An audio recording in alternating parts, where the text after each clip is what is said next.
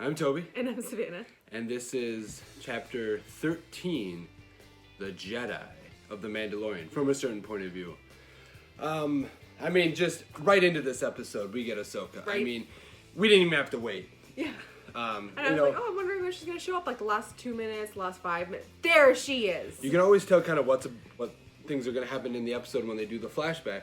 They did all the Bo-Katan, go meet Ahsoka, go to Corvus. Boom. You knew we were going to meet her in this episode. And did not disappoint. No.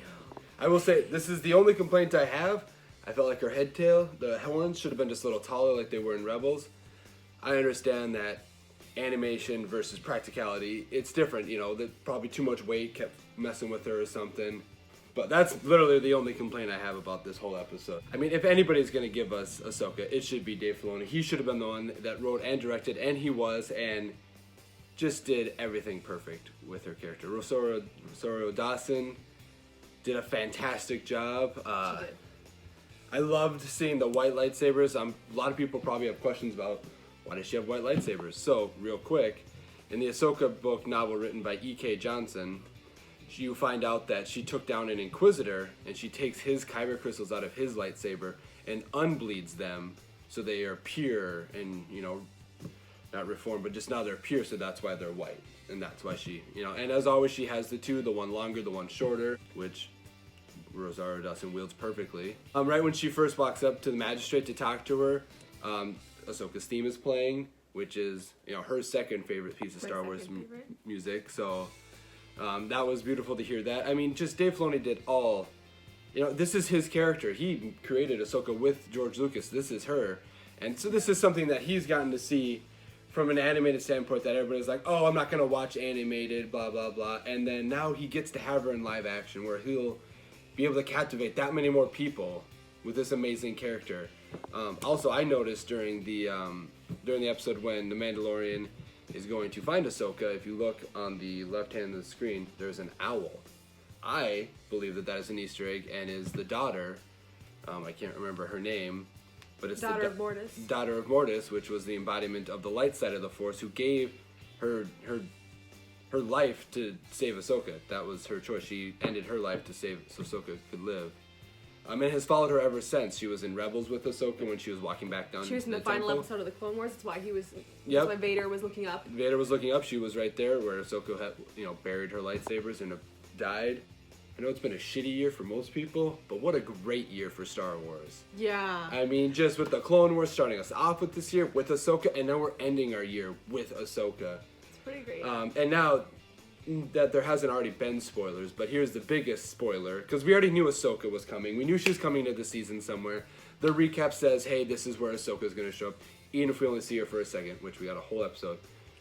But the whole reason that Ahsoka is even trying to save this town is she's trying to find out where the magistrate's master is. Whole time I'm thinking throughout the whole episode, who is this master? Who could it be? Right. And I wear this shirt all the time for these videos. It's my favorite Star Wars viewing shirt. And then she asks, where is Grand Admiral Thrawn? I made a noise that I don't even know what it was. I don't think I've ever heard it before. I've never made that kind of noise before. It wasn't words. I don't understand what it was. It was that if Ahsoka hadn't even been in this episode, finding out that Thrawn is yet alive and are now into this live action universe, live action canon Star Wars. That, it's the best thing in the world. Thrawn is by far my second favorite character of Star Wars. I've loved him since I read Heir to the Empire. Obviously, I didn't read it in '92 when it came out, or '91, because I was a baby. I wasn't reading yet. But it was just, I'm so excited. And we said in a couple of a long time ago, our Sabine video, that we were going to do a Thrawn video. We definitely need to get that out and see what you guys think about what we were thinking of who should play Thrawn.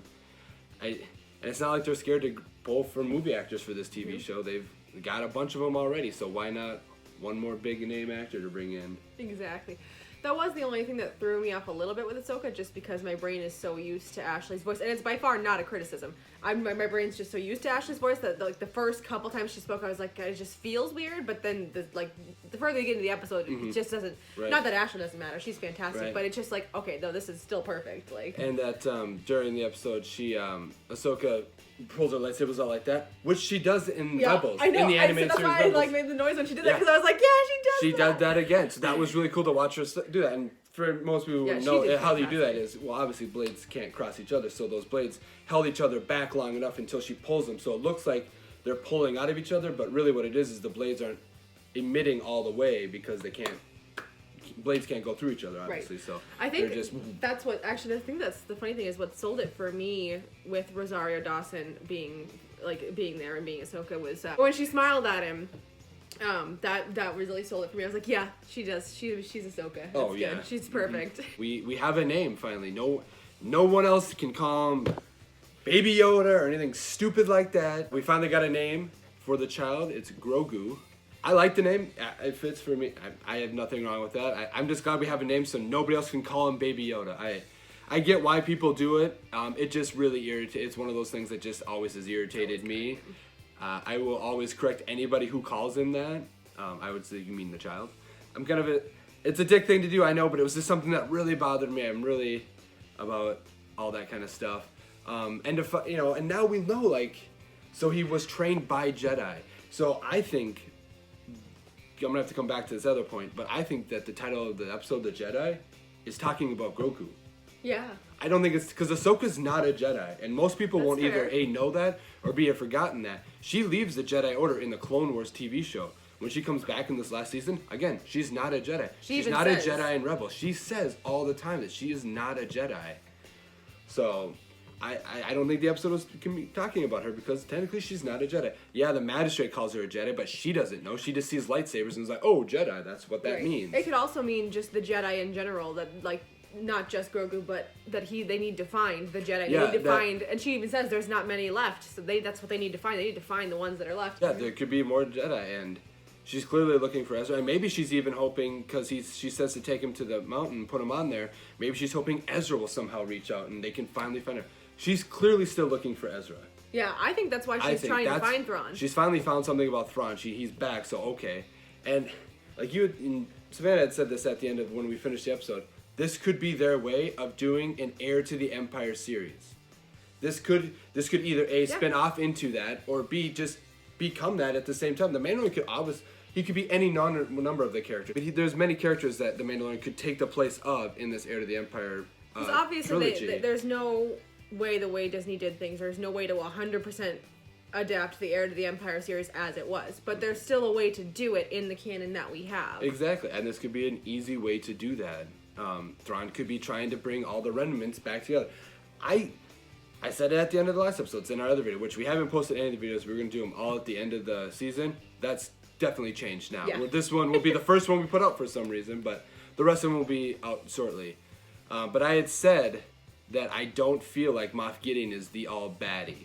That I feel like he's being... It always seems like he's answering to somebody else. Yeah. He has that feel that I'm top dog as far as you motherfuckers know. Right. But I am actually not the top dog. Not the top dog. And he could be answering to Thrawn. Thrawn could be trying to bring all the fragments of the Empire together. And Thrawn could be trying to figure out things with midi-chlorians. I mean, why wouldn't he? Yeah. That's why he had the Ysalmari. Thrawn's always been curious about the Force and stuff. Mm-hmm. I don't see why he wouldn't. Well, that's his nature. So like you said, Thrawn's always interested in that because it's something that he doesn't fully understand, so he wants to know more about it. That's his nature of everything. Mm-hmm. We could see the Chimera. We could see another Imperial Star Destroyer. I can't believe Thrawn. I know. Well, and even if all of this doesn't happen in The Mandalorian, we know it's going to happen. It could happen in an Ahsoka spinoff. It could happen in an Heir to the Empire type of series. I mean, it could happen in so many ways. And if they don't bring Thrawn in until next season, I'm okay with that. That's fine. I'm just glad to know that he's most likely on his way. And I want more Ahsoka Tano. I want her to be in the episode. I was actually hoping she was just going to be like, hey, you know what, Mando? I'm going to come along with you from now on. We're going to ride together for a while. I would have thoroughly enjoyed that. I thought that would have been awesome. One thing that's really nice, and I feel grateful for Dave Filoni because now he gets to show her off to a whole new generation of Star Wars fans. It's bringing something to Star Wars that most people won't, because a lot of people won't watch the animated stuff. They think it's kiddish. I'm not going to watch this. It's cartoons. I don't like it. And this is just a nice way for Dave Filoni to give his love letter of Ahsoka and everything he did in the Clone Wars to the rest of the Star Wars fandom who won't watch that kind of stuff. Yeah. And so I really like that. I really like that Dave Filoni is getting this chance to just... And I'm sorry, the dude should be writing everything. He should have been writing 7, 8, and 9. He should have been doing all of this. I'm glad Jon Favreau's in there too, and he's doing a phenomenal job and has proven that he cares as much about Star Wars as Dave Filoni. But, I'm sorry, George Lucas and Dave Filoni are the all-safe for me. Like, those two. If either one of those two says it, I'm like, yep, that's true. Boom, that's law. That's how it is. It's fair. So I'm really excited that he's getting this chance. I have loved Ahsoka since the first time I saw her in the Clone Wars movie when I saw that in theaters. Maybe I was just at that perfect age where that kind of stuff, I was still really into it. And one of the best things is about this, I'm obviously a collector. I like the action figures, I like the pops, I like the collecting. I'm gonna get so much more Thrawn stuff to collect and new Ahsoka stuff, and there's gonna be Thrawn stuff everywhere now. Like, it's not gonna have to be something that somebody else has to make, which I'm fine with. I love giving my money Not that we don't love giving him money. Exactly. I'm always willing to give Star Wars theory guy money. But it'll just be nice to see more of an open thing. This could revive the toy industry of Star Wars. Star Wars toys have taken a huge hit since The Force Awakens. I'm going to say it started with The Force Awakens. A lot of it didn't sell. And then The Last Jedi came, and whatever your viewpoint on that is, it totally destroyed the toy market. There's no denying that. There wasn't like crazy amount of Easter eggs, I don't think, in this episode, except my biggest one that I saw that almost made me fall off my couch was seeing the daughter of Mortis in her owl form. Yeah, he did. He was like... Yeah. That was what I was going to say a while back. It was nice to see. I liked the battle that Ahsoka and Amando had real quick. Yeah. Because it shows that the Beskar and how it can hold up to a lightsaber. A lot of people don't even know that. And, I'm sure there's somebody out there who's going to be like, well, Mace was able to cut Jango's head off. Well, they don't wear Beskar from head to toe. They're not completely covered, and there's always gaps and grooves. But yeah, that metal is impervious to lightsabers. That's why the Sith got the Mandalorians on their side to help attack the Jedi, and that was why the war lasted so long. They were harder to kill. They can block with just their arms, right and personal, and then, block and boom, blast or you're dead.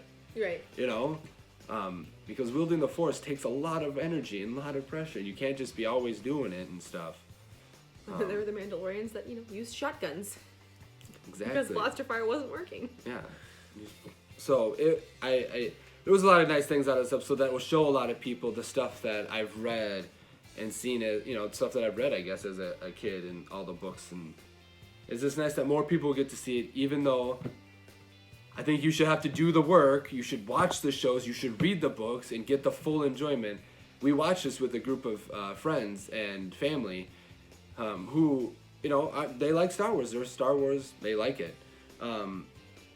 But they're not going to get that full enjoyment that I'm going to get, or Star Wars, or you got, or our one buddy Landon got. We get so much more enjoyment out of that, and I don't know. I really like it, and I wish more people could take the time to get that and get that enjoyment out of it. So basically, Tori, go watch the Clone Wars, or he's going to make more Tori, videos about it. It's on YouTube now. Tori, go watch the Clone Wars. It was fantastic. The Beskar Steel is awesome. He's probably going to have to use that to fight Moff Gideon with the Darksaber, because he's going to need something that can stop that, because he doesn't even know he has it. Yeah. Like, he didn't even hear Bo asking the other guy, the Imperial officer, about it at all. No. So he has no idea that this thing even exists. It'll just be really interesting to see what's going to happen here. And I can't wait for the next week episode. All in all, great episode. By far the best episode, I think, of the series so far.